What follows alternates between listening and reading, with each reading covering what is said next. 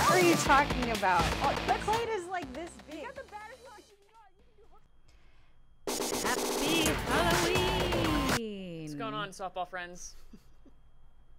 Well, we're clearly not in the Halloween spirit. You know what? Halloween is one of my favorite holidays, and I really dropped the ball on this one. Same Z. Allie did not. Allie came through. Allie came little through Peter Pan. big time. There she is. Are you sure? Are you sure that's a costume? That is a costume. What? Are you sure you just didn't find a hat? So, well, the sleeve is kind of cut like Peter Pan. Yeah, it's kind of cut. Yeah. I forget where I even got this. I need to It's ask. Like 2 years old. I need to ask about the inspiration behind, like, why Peter Pan this year. Because it was one of my old costumes from like 2 years ago. So a lot of thought went into this. Yeah, a lot of thought. I Okay. really thought more people would dress I think up it's more today, convenience than but I anything. guess not. Probably. It's, yeah. it's more convenience. Exactly. Yeah. I've I got want- this large hand. That's my contribution. I have nothing, which is really disappointing to me because I really love Halloween. But I have no contribution. Allie put zero effort Yeah. into Basically. Oh, yeah. Oh, hello. This will be my contribution. What do I got? Ow. Definitely Man. treats today. I'm gonna. You know what? Sure. I need a break. Thank you. Thanks. You're great. All right. That's normal occurrence here. We just have gorillas hanging out in the background usually. Casually walking in. Oh yeah. Totally normal. Well, look, we're gonna get right into it.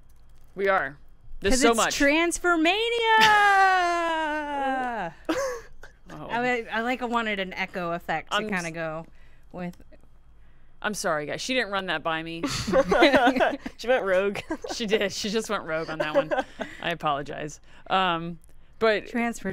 what the hell? We'll Mania, go for it. mania. Oh, she's No? just gonna keep going. Yeah, Transfer-Mania. It is Transfer-Mania. So many transfers. So what we know now is since the new NCAA transfer rule has been enforced this past October, there have been at least 40 or more 40. We said 40. names listed on the transfer database. That seems like a lot. And we're gonna get into our thoughts about the implications of the transfers and whatnot. But first, let's talk about the biggest news last week. Big news. We need like a big news alert. Like Yeah, like a thunderbolt and like the screen shakes. it's one way to think Yeah. about it. Huge news. We're working on that. We're working on it. Huge news. I'm gonna let you. Okay. Read it. All right. Well, a little over a week ago, Miranda Elish and Lauren Burke both announced that they were going to transfer from the University of Oregon. Didn't really know why, but not long after, they announced that they will be transferring to the University of Texas. So if you're not familiar with Miranda Elish, I'm sorry that you live under a rock. But definitely her sophomore season, she was killer in the circle. She had a fantastic season. And if you're not up to speed on Miranda Elish, you're probably not up to speed on where her former coach went. So Mike White recruited her, and Lauren Burke. He was at Oregon. He just picked Texas. Just picked him up after Connie Clark's departure from Texas. So he moved to Texas, and lo and behold, Miranda Elish and Lauren Burke are moving from Oregon to Texas. And yeah, she had a phenomenal sophomore campaign. I mean, that news sparked a lot of debate on whether or not this transfer rule is a good or bad thing. I don't think this rule hasn't settled in long enough for us to jump to conclusions on what is going to be, the aftermath of these decisions. Well, do you think it's a good or a bad thing that 40 players are on the transfer list?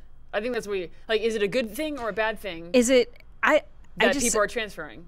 I Does it matter? think I I think people are going to transfer every year, regardless whether this rule is in place or not. Yeah. I think it makes it more visible. And does it make the number go up? I'm not sure. It's so early. It was literally just enforced in October.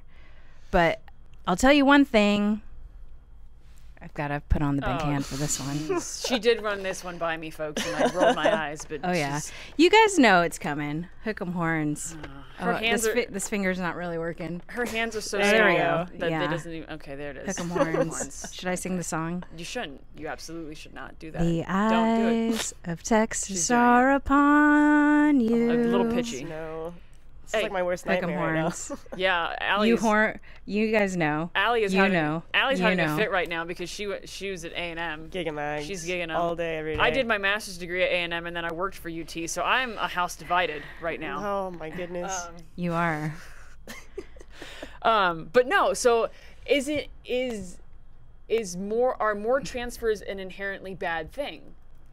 I look at it like this. Professional sports, you have trades. Yeah. And that makes it interesting. I agree. Right? So I don't necessarily think that transfers are inherently a bad thing. Does it affect their academics? Perhaps, and we're not going to have that discussion. I mean, I'm that talking could be about athletics. definitely a hurdle that some student athletes don't foresee.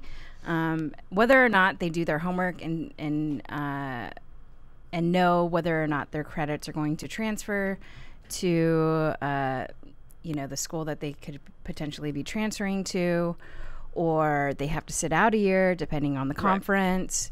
I mean, I'm not sure every student athlete is going through all those check boxes, but they're still adults. Yeah, they're going to make mistakes, and I'm not going to be the one that passes judgment on whether it's right or wrong. I think it's just going to be just like everything we do.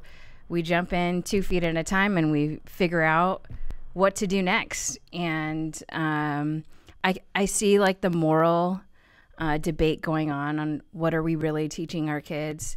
Like, are we teaching them to not be committed to a certain school or whatnot? It's a kid's decision. I mean, in adulthood and adult life, you get a job and you stay there for X amount of time, and then you get another job. Like, I think it makes it exciting and interesting, because those are the words of here's the deal: exciting and interesting. I think it makes it.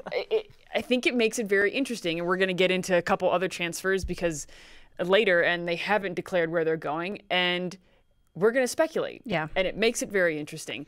I think it's also a natural consequence of having 13-year-olds decide where they're going to go to college. Oh, like, that's a different 100%. discussion. But if you're going to have 13-year-olds say where they want to go to college, you're going to have to expect that they're going to change their mind. And I don't think it's a lack of commitment or morality or whatever on the kids' part. They made a decision when they were 12 years old. Yeah, I think it's interesting. I don't think that transfers are inherently a bad thing. I think it's just a thing, like you said. It's going to happen. I'm not sure you can really change that. I do know Texas just got a whole lot better. Ches is very for the excited. record. This might be early, but they have a chance to make a serious run at the Big 12 title, which they haven't done in a very long time. Oh. Yeah, said it. Wow, you said it. I said it. Do you think this year? They just beat LSU. Okay. Sorry, Nick. Okay, I know you're watching. Nick is probably watching. He's and fine. I know it's early. He likes when we talk about LSU But losing. look, just That's let what he me wants us to just do. let me bask Oh, in this jeez. good news for a little bit. Okay? So what do you, so you think they can make a run at Big 12 title? What are the implications do you think could happen with Texas, given both Elish? Obviously, we're focusing on Elish in the pitch in the circle, but also with Burke. Immediate impact this year. Yeah. Besides absolutely. making a run at it. What do you think's Absolutely. I think Burke is going to do very well in the Big 12. It's not the strongest. It's still a strong conference, but I think she's going to make a definite impact in the lineup Whether she's playing outfield or first base, that's yet to be seen. But the girl's going to be in the lineup. We saw what she did at regionals. We saw what she did at super regionals. She's got a sweet swing. I think when you look at a power lefty swing to add to the lineup, that's a pretty good one to add. And let's not forget that Miranda Elish can hit too. That's a true story. Yeah. True story. And she could hit very well. But it'll be up to that pitching staff on whether or not they want to protect what I'm assuming to be their ace now. But I think she makes a definite impact. And, we're having fun here. I'm excited always have fun to here, see right? Texas being talked about again. And I think it was exciting to see them. Now, granted, it's an exhibition game. They played 9 innings against LSU, but it was exciting to see a glimpse of what could be. And I'm hoping that their narrative for that team and club starts to change, and we start speaking highly of them again. Yeah. Mic drop. You can't really mic. You can't really. But drop your I mean, mic what do and you exit, think this does for Oregon? Oh man, they only have 2 pitchers now. Mm-hmm. Looked at their roster to confirm before the show. It's just Kleist and Ballant. And Ballant had a fantastic freshman season.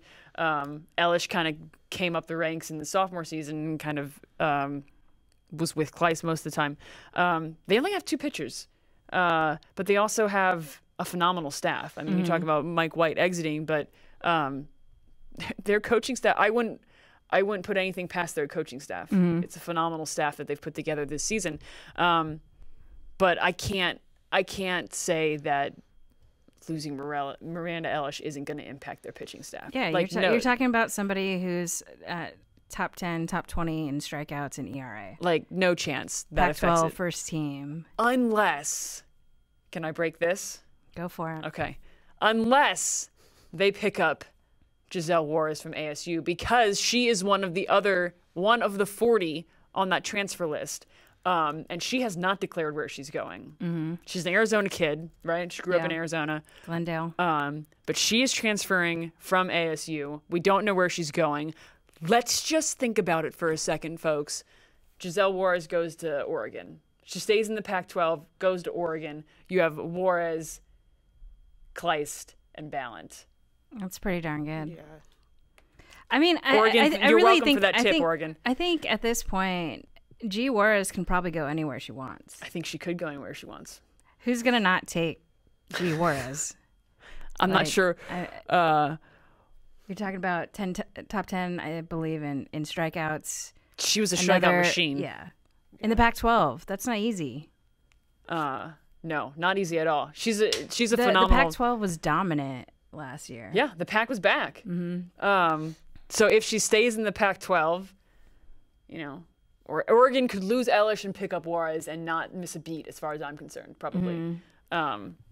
So we're getting a lot of questions about the rule clarification. We sure are. Mm-hmm. So with the new rule that was passed by the NCAA, typically an athlete who wants to transfer would have to basically get permission from the coach and from the administration to transfer. But now the process is way more simplified. The athlete simply notifies the administration that they would like to transfer. Their name goes into the transfer database, and then that permission to contact gets waived. So at that point, any coach can, and the player as well, can contact any coach in the country. So they don't have to go through the extra hurdle of the coach. So that is my basic understanding of the rule itself. Now, somebody asked a question, doesn't she have to sit out a year? Now, it's kind of a conference-to-conference basis. So depending on the conference that player would like to transfer to, the rules could be subject to change. But I do believe if she transfers within the pack, she might have to sit out a year, if that's the case. Yeah. So You wrote a piece on this. Yes. Back in June. Well, once the video goes back up, I'll include all the links to all the rule changes that you need to know about. As far as Allie already put it up on the Facebook page. So if you guys want to look at the rules, there's also a video that you can watch that breaks down the rules quite succinctly. So take a look, maybe during or after this. Yeah. Totally up to you. And let us know if you have any questions, because Ches wrote the article and she knows what she's talking about most of the time. Yeah. Most of the time. Okay. So hold on. It's the G Juarez Danielle Gibson transfer was just like Danielle Gibson was an absolute shocker. I was not expecting that at all. No, and we don't know the reason, right? G Juarez was a recruit that Trisha Ford had recruited back when she was at Fresno State and brought her along with her. And I'm not sure what happened there. Do you think maybe she just wants to go, like she wants to win a title? It doesn't think that could happen with ASU? I mean, that's a possibility. But, I felt that Arizona State picked up another great arm in Cielo Meza from Long Beach State to give them more pitching depth, because after losing Brianna Maha last year, who graduated, who was the number 2 pitcher, they needed another strong arm that was experienced against some of the top hitters in the country, and I thought that they found that with Meza, but this kind of shakes things up. It sure does. Somebody mentioned UCLA. Could you imagine if UCLA would pick her up? I think they got too many superstars. They got quite a few arms. Yeah, I think it's too many arms, really. Yeah. But then somebody mentioned Arkansas with half, which I didn't think about. Yeah. Or Oklahoma. Oh man, she took it. I was waiting all show to go to Oklahoma. We're talking about the Pac-12. We made our way over to Arkansas. Yeah, I was just trying to squash it. She took my Boomer Sooner Thunder and she took it. I knew you were just gonna go there on your Boomer Sooner rampage, and I squashed it. I give you the transformation and the horns, the hook'em horns with the Marvel thing, and you took my Boomer Sooner from me. You took it. She took it away from me. But could you imagine? I mean, Patty's done it. She went out and got Paige Lowry. She did. And we've talked about Oklahoma, and you're a little suspect on the pitching. You put G Juarez in there. And we know Coach Patty Gasso loves her lefties. Yeah. And right now she's got none of them. Oh, actually there's one, Nicole Mendez. Nicole Mendez is lefty. But there's something in my gut that's telling me that she's going to Oklahoma. Really? Yeah. You're calling it right now? I am calling it right now. All right. Because Ches took my thunder. So you know what? I'm taking it back and I'm making a call. Yeah. Or go to Texas. Or go to Texas. Could you imagine if she goes to Texas? Everyone's doing it. Oh my gosh. If G Juarez goes to Texas, then I will give you that Texas could make a run at Big 12s. Then you will? Then I will. I'm not going to give it to you right now. I don't think they can make a run. Eventually they'll make a run. I don't think they're going to make a run this year unless they get G Juarez. It's a possibility. It is a strong possibility, but we shall find out soon, because I don't think she's gonna not be transferring or naming the school that she's transferring to very long. Yeah, so, I mean, it's gonna depend on a lot of things, whether the transfers credit over, what kind of money the school has, or if they don't have the scholarship money, what kind of like grants or alternative scholarships are available at that particular school, out-of-state commission, the finances of the family. There's a lot of things that go into this. This is a good question. Do you think Juarez and Gibson head to the same program? We're talking mostly about Juarez, but Gibson is also transferring out of ASU. Do you think they both go to the same program, like Burke and Elish? It's possible. I mean, I'm not gonna knock it, but again, it still leads you down the line of questioning. What kind of scholarships are available, who's already there, sure, etc. So, I mean, to land in that perfect spot, is going to be challenging, but it could definitely happen.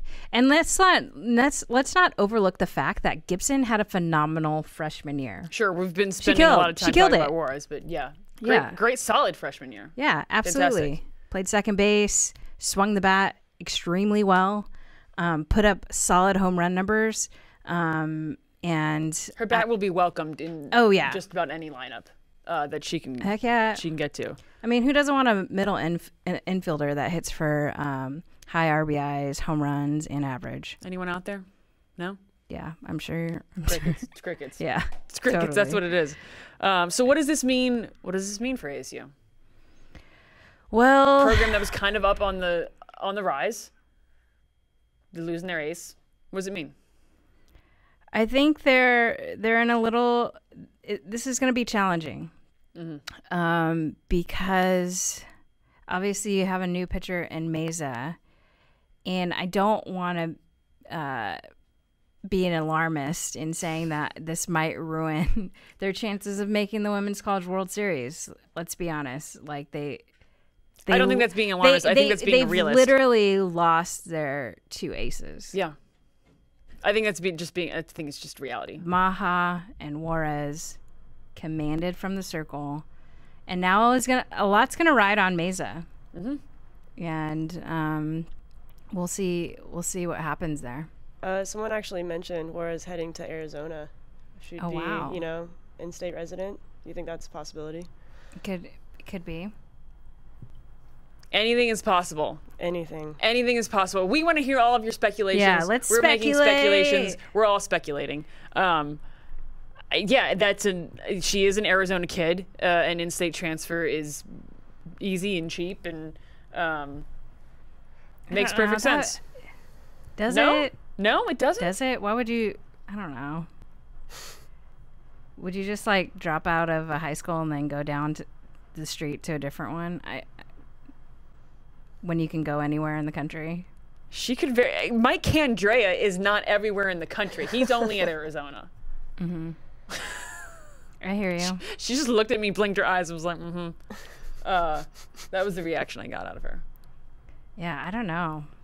I have a feeling she's going out of state. She's going to Oklahoma. That's what I'm saying. That's where I'm going. Yeah. That's where I'm going with. But, the implications of this all is yet to be seen. We've seen a lot of back and forth debate on whether this is right or wrong. And I can see this topic becoming very divisive. Like early recruiting? Yes. On that level? You really think this can be that divisive as early recruiting? Well, because I can see where the parents are coming from, where it's like, what are we teaching our kids? Are we teaching them that they can just pick up and go, and not be committed to where they're going? So I guess what I'm trying to wrap my mind around is, what are the long-term effects of making these decisions like this over and over again? I think the fact that, so then we have a new rule about early recruiting as well now. So, you can't commit until your junior season, right? Well, that's a slippery slope too. That's for another day. But I think that'll impact the number of transfers. I think if you get kids committing later, closer to college, you're going to get less transfers. I mean, what we're seeing now is the number of decommits, in my mind, has skyrocketed. Yeah, that is also. I mean, transfer and a decommit, it just happens.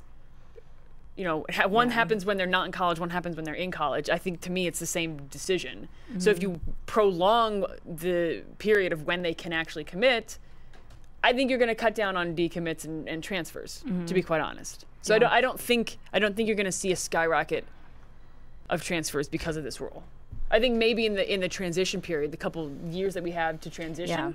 I see what you're saying. You see what I'm saying? Mm-hmm. You see what I'm saying, folks? I just think transfers, decommits, they're going to happen, and I'm not sure what can we do about that?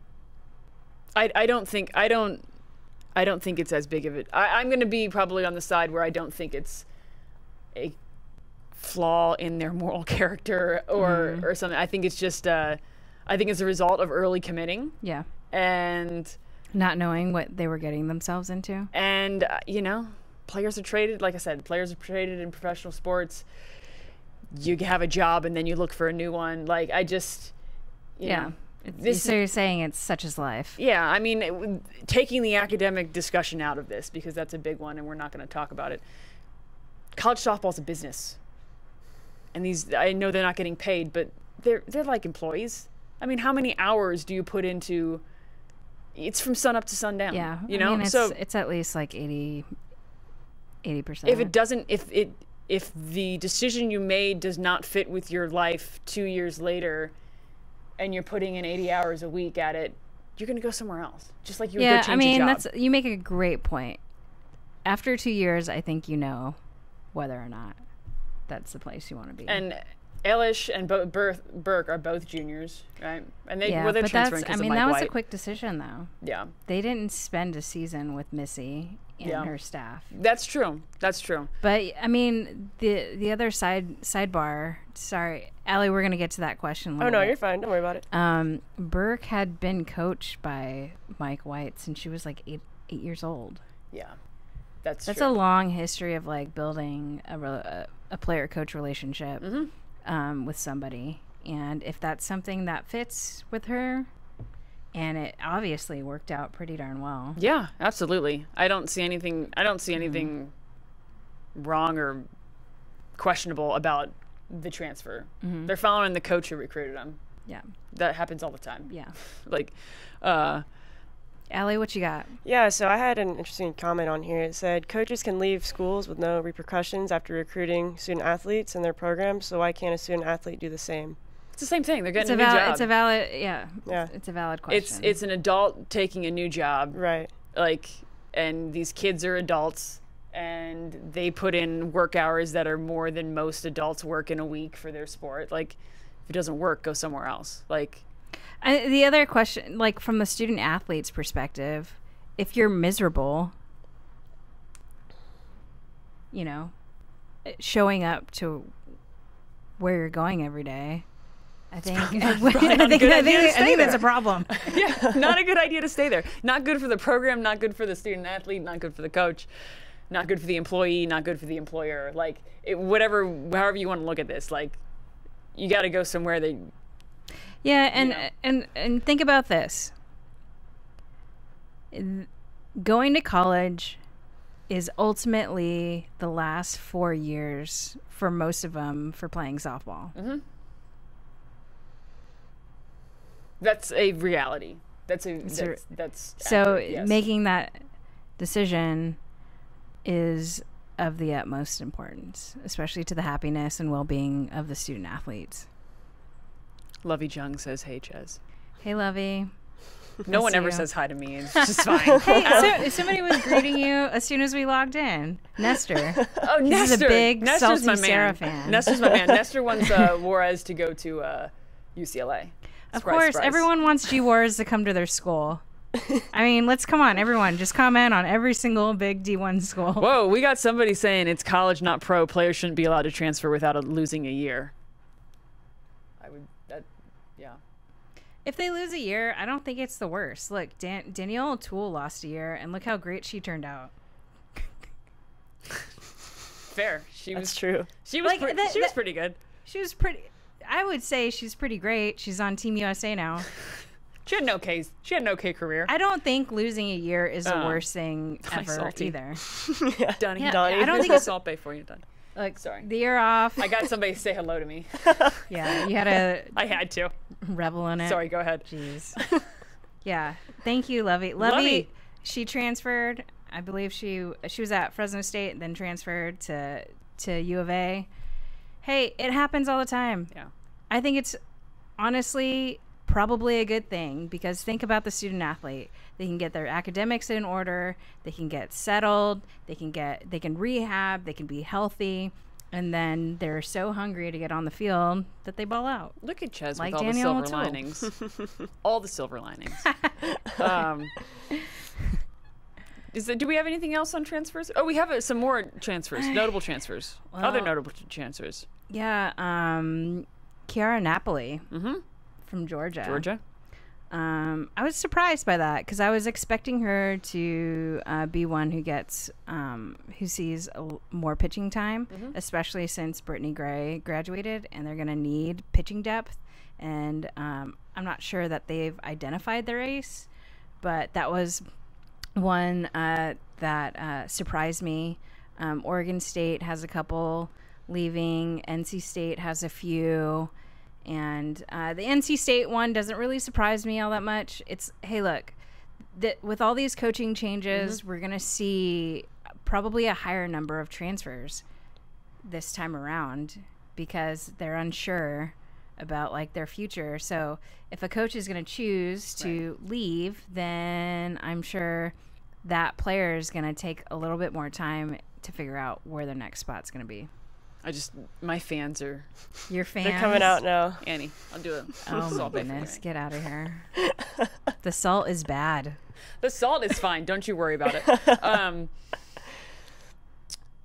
Anything else in the last thing? transfer? I mean, no. I think we've beat that one. Go ahead. We've sufficiently. Hey, as soon as those announcements come out on where those players are going to transfer, we'll let you guys know. But we'll see. But the other big news from the NPF, Canadian Wild of joins. Southern Illinois. Canadian Wild of Southern Illinois is the name. Sorry. Go ahead. Oh, you go ahead. Okay. I just wanted to clarify that it was from Southern Illinois. But that makes a handful of professional teams, American professional teams. We got a Japanese team. Yes. Well, no. A Chinese team. I'm sorry. A Chinese team. We have an Australian team. Yes. And now we have a Canadian team. Yes. What do you make of that? Look, I think the league is doing what they have to do to sustain it, and they need teams to be in the league, to have a league. I'm not surprised. These national teams use it as a training ground for them to prepare for the 2020 Olympics or the upcoming qualifiers. So I'm not really surprised. I just don't know if it's all that sustainable. You know, is the Chinese Taipei team gonna continue to come to the States even after the 2020 Olympics? You know, I don't know. Do you think so? We've seen, you know, Houston exit the league. PA closed its doors. Akron closed its doors. Do you see it just becoming an international softball league? Do you think USSSA or there would be a USA team, a Canadian team? Do you see that happening? I mean, I don't see why it couldn't exist. I just think from a branding perspective, it's kind of makes it kind of strange. Right. I think you know what I mean. I think it's already strange to have some national teams. I think it's strange. I think from a branding perspective, it's strange to have national teams mixed in with professional teams. Does that make sense?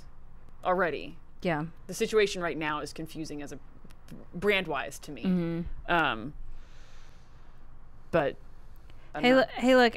I think this is just another opportunity for tremendous athletes to continue their careers and to continue doing the thing that they love. And in my mind, that's like not a bad thing. It's just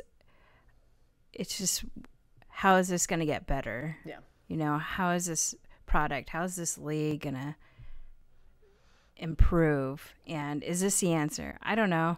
Could be. I couldn't International teams could be. Yeah, could be the answer. It could be. We don't know. Yeah. Get Japan over here. Yeah. That might be kind of wild. Yeah. But not Canadian wild though, because that was a real good one. You're welcome. All right. Well, thank you guys for joining us. I know this is kind of an odd time slot, but we'll be back next week delivering, spicy debates. We have an invite out to Oregon from one of my fans. Okay. Annie's inviting us out to Oregon to watch the Oklahoma Cowboys this spring when they play the Ducks at the Jane. Ooh. I'm going to take credit for that invite since Hey, look, I seem to remember that I have a relative on the team. Okay, so hey, look, I might be at the Jane sometime in the spring. Watch you. my niece play a little bit. Hashtag the Jane. We'll see if you're out there. Say hello. But until next time, which is next week, 2:30, we'll see you guys.